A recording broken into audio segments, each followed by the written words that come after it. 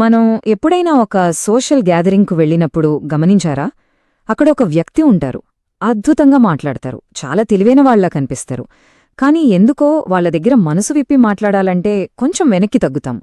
అదే పార్టీలో ఇంకో వ్యక్తి ఉంటారు. వాళ్ళు చాలా సైలెంట్గా, సింపుల్గా ఉంటారు. కాని వాళ్ళ పక్కన కూచుంటే చాలు ఎంతో ప్రశాంతంగా, సురక్షితంగా అనిపిస్తుంది. అసలీ తేడా ఎందుకొస్తుంది? ఈ తేడాను ఇంకొంచెం లోతుగా చూద్దామా? ఒకరేమో తమ మాటలతో, తెలివితేటలతో మనల్ని ఆకట్టుకోవాలని తెగ ప్రయత్నిస్తుంటారు. కాని ఇంకొకరేమో తమ ఉనికితోనే ఒక రకమైన భరోసా ఇస్తారు. మొదటి వ్యక్తి దగ్గర మనం ఒక కవచం వేసుకుని ఉంటాం, కాని రెండో వ్యక్తి దగ్గర మనకు తెలియకుండానే ఆ కవచం తీసేస్తాం. అసలిక్కడ ఏం జరుగుతోంది? మనకు కలిగే ఈ గట్ ఫీలింగ్ ఉందే, అది అనుకోకుండా జరిగేది కాదు. ఇది మన మెదడు మనకు తెలియకుండానే కేవలం కొన్ని సెకండ్లలో తీసుకునే ఒక తీర్పనమాట. మనం వాళ్ల మాటల్ని మనసు పెట్టి వినడం, ఆలోచించడం మొదలు పెట్టకముందే మన బ్రెయిన్ వాళ్లమీద ఒక అభిప్రాయానికి వచ్చేస్తుంది. సరే, మరి తక్షణ తీర్పుల వెనక ఉన్న సైన్స్ ఏంటో చూద్దాం రండి. హార్వర్డ్ యూనివర్సిటీలో జరిగిన ఒక అద్భుతమైన అధ్యయనం మొదటి అభిప్రాయాలు ఎంత శక్తివంతమైనవో చాలా స్పష్టంగా నిరూపించింది. ఈ ప్రయోగంలో ఏం చేశారంటే, కొంతమందికి ప్రొఫెసర్లు పాఠం చెప్తున్న సైలెంట్ వీడియోలను చూపించారు. అంటే మాటలు వినిపించవు, కేవలం వాళ్ల బాడీ లాంగ్వేజ్ మాత్రమే కనిపిస్తోంది. మొదట 10 సెకండ్ల క్లిప్ చూపించి ఆ ప్రొఫెసర్ ఎంత సమర్థుడో చెప్పమన్నారు. తర్వాత అదే క్లిప్ను 5 సెకండ్లకు, ఆ తర్వాత కేవలం 2 సెకండ్లకు కుదించి చూపించారు. ఆశ్చర్యకరంగా సమయం ఎంత తగ్గినా వాళ్ల అభిప్రాయం అస్సలు మారలేదట. అవును, మీరు విన్నది కరెక్టే. కేవలం 2 సెకండ్లు. ఒక వ్యక్తి మనకు నమ్మకమైనవాడో కాదో వాళ్ళు ఒక్క మాట కూడా మాట్లాడకముందే మన మెదడు ఒక అంచనాకొచ్చేస్తుంది. ఇది ఆలోచిస్తేనే చాలా ఆశ్చర్యంగా ఉంది కదా.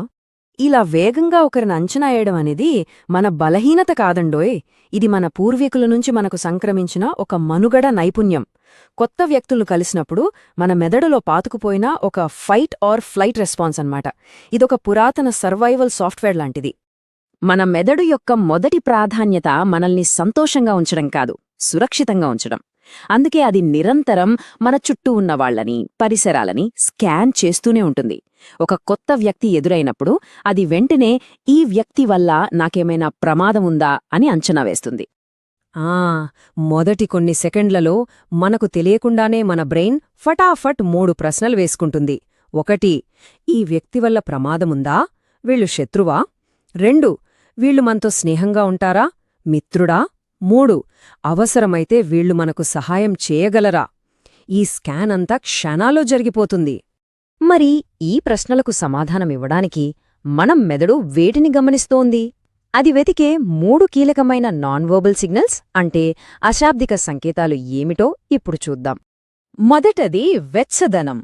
అంటే నేను నీకు స్నేహితునే, నా వల్ల నీకు ఎలాంటి ప్రమాదం లేదు అని చెప్పే ఒక పాజిటివ్ సిగ్నల్. ఇది ఓపెన్ బాడీ లాంగ్వేజ్, నిజాయితీగల చిరునవ్వు మరియు ముఖ్యంగా ఎదుటివారికి కనిపించేలా చేతులు ఉంచడం ద్వారా వ్యక్తమవుతుంది. ఎందుకంటే ఆదిమానవుల కాలంలో ఎదుటి వ్యక్తి చేతిలో ఆయుధం లేదని చూసుకోవడం ప్రాణరక్షకం. ఆలవాటే ఇప్పటికీ మనలో ఉంది. రెండవది సామర్థ్యం.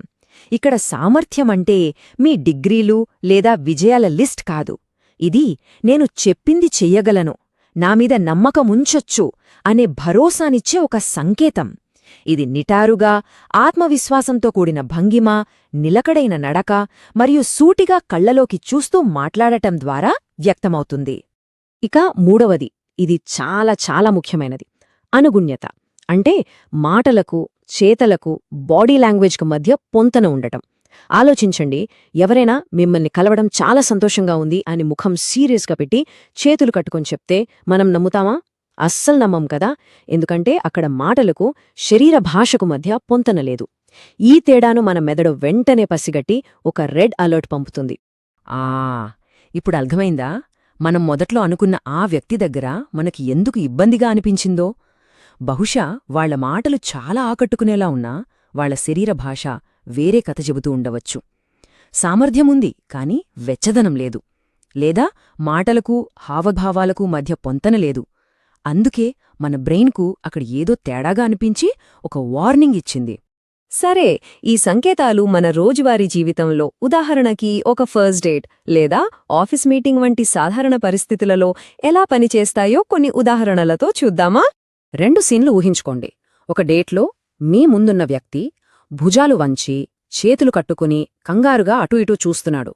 వెంటనే మన మెదడు ఒక ముప్పు సంకేతాన్ని అందుకుని మనం కూడా డిఫెన్సివ్గా మారిపోతాం. అదే మరో వ్యక్తి రిలాక్స్డ్గా చేతులు టేబుల్పై పెట్టి ప్రశాంతంగా కళ్లలోకి చూస్తుంటే మనకు సురక్షితంగా అనిపిస్తుంది. ఒకరి దగ్గర మనం శ్వాస బిగపట్టుకుంటాం, ఇంకొకరి దగ్గర తేలికగా ఊపిరి పీల్చుకుంటాం. ఇదంతా మాటలతో సంబంధం లేకుండానే జరిగిపోతుంది.